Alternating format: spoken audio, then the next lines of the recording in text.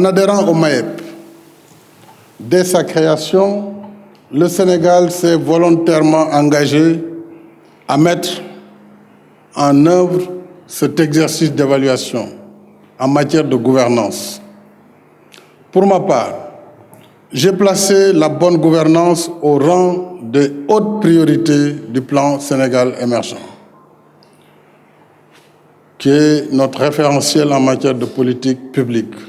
C'est pourquoi je voudrais prendre acte des recommandations et conclusions du rapport du MAEP qui met en exergue nos réalisations et les axes de progrès en matière de gouvernance.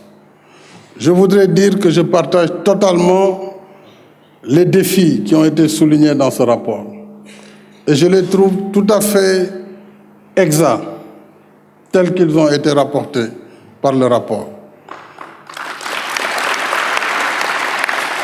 Notre engagement sera donc de les mettre en œuvre ensemble, pouvoir public, société civile, partenaires, puisque les questions posées sont des questions justes dans notre société. La question de l'emploi des jeunes, c'est un défi global.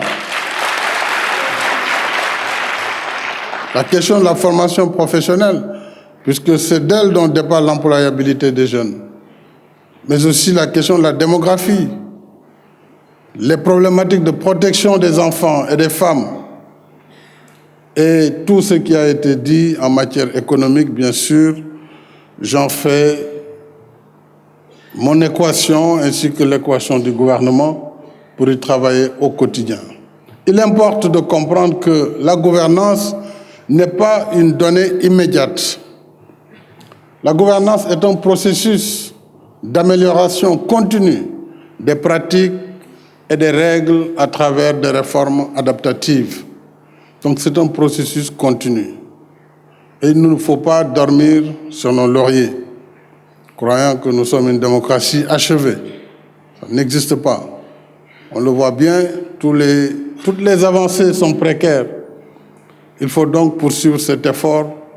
Au plan de la démocratie et la gouvernance politique, le Sénégal, on peut le dire, est un État et une nation consolidée, fondée sur des valeurs de tolérance, des valeurs de liberté et de médiation sociale active, jouissant d'un climat de paix, de stabilité politique et démocratique, mais aussi de stabilité institutionnelle et d'une culture démocratique réelle.